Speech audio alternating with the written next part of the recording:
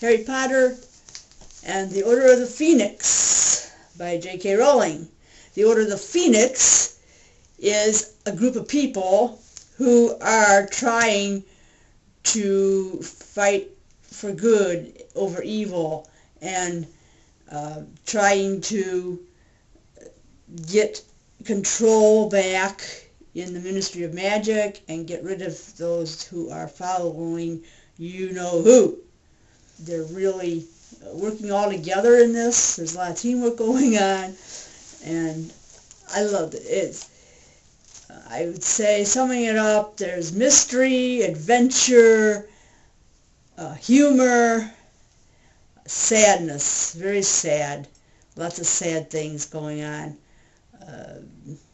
The teachers are interesting in this, though, because they like Dumbledore, and Dumbledore gets kicked out of Hogwarts, replaced by this witch from the Ministry of Magic called Umbridge, and she's a real witch. She is just awful and mean and cruel.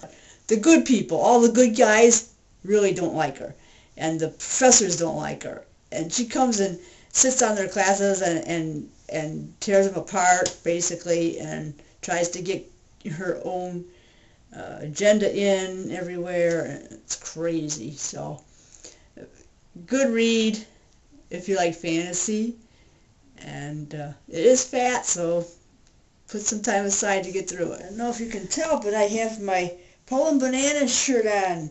I am Book Lion.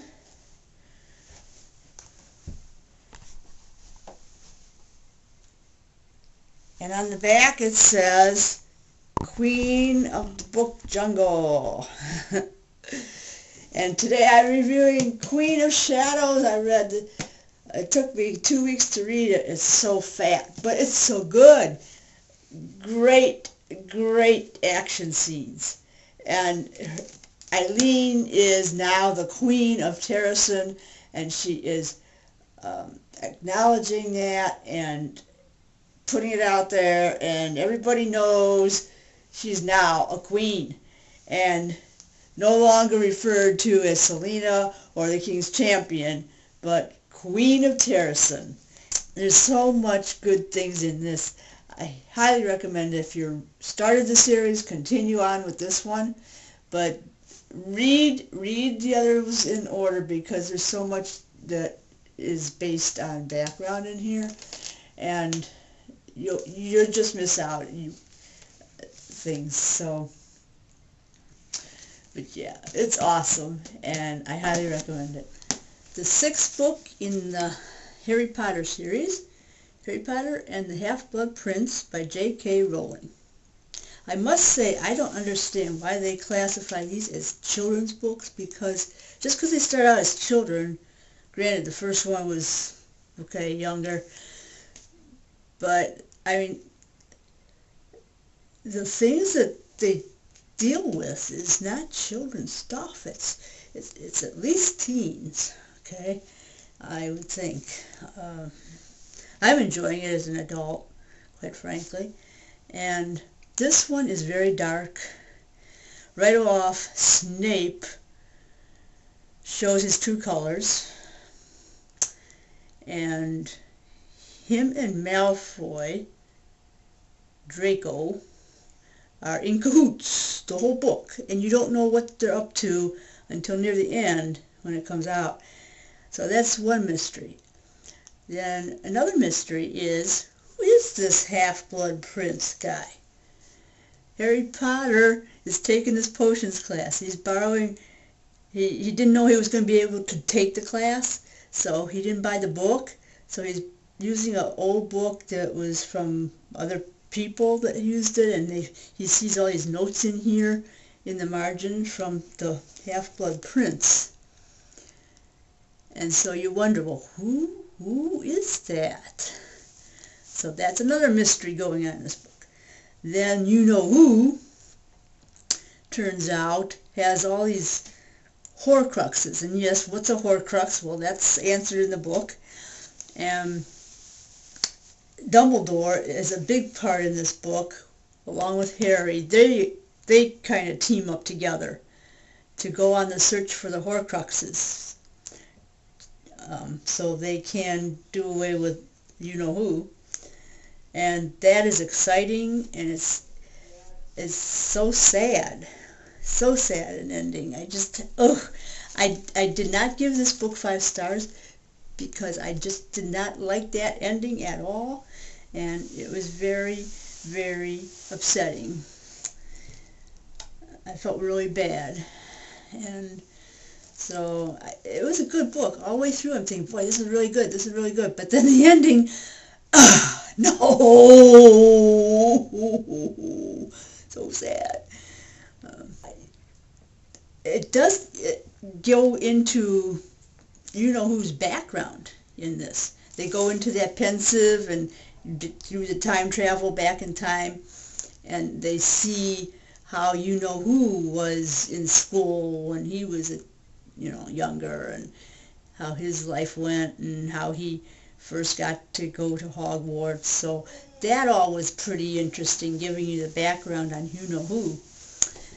But you have to read the books in order. They would not make sense to you. You would just miss out too much. So the best thing about this book that I liked, the highlight for me, was when Harry got to be the Quidditch captain. And Quidditch is back, and he's back, and Dumbledore's back, and it was just wonderful. The classes were good. And Ron and Hermione were hitting it. Well, at first they had a falling out, but then they kind of got back together, so that was good. And Harry has a new love interest in this book, which was kind of cute. So it has, it's not all dark. It does have some funny lines in it. It's just wonderful. Super adventure and a lot of suspense near the end. Highly recommend you read the series, and I am looking forward to reading the last book in the series to find out what happens and how it ends up. Alright, now we're switching to women's fiction, contemporary, with Safe With Me by Amy Hatvaney, not sure how to pronounce her name. This book is about an organ donor and her mother.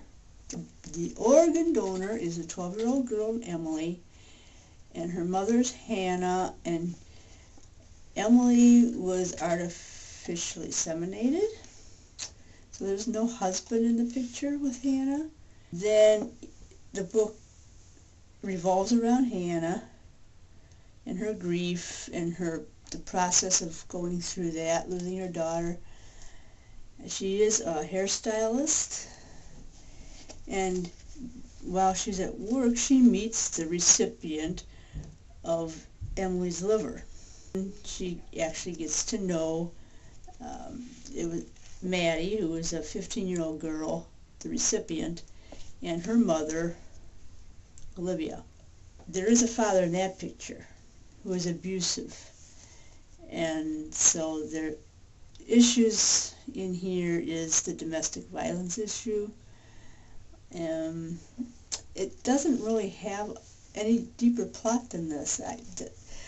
I read this, it moves along, and I'm thinking, well, where's this going to go? And it really just followed the family along. It went into how the donor recipient felt about receiving the liver and trying to adjust into a normal school life after being hospitalized for so long because she was so sick. And that's about it. So I think women would enjoy it more than men. And I gave it 3 stars. I liked it all right, but it wasn't exciting, which, I'm coming off the Harry Potter series, and I'm coming off Queen of Shadows, with there's a lot of action, and this just fell flat in comparison. But it was all right.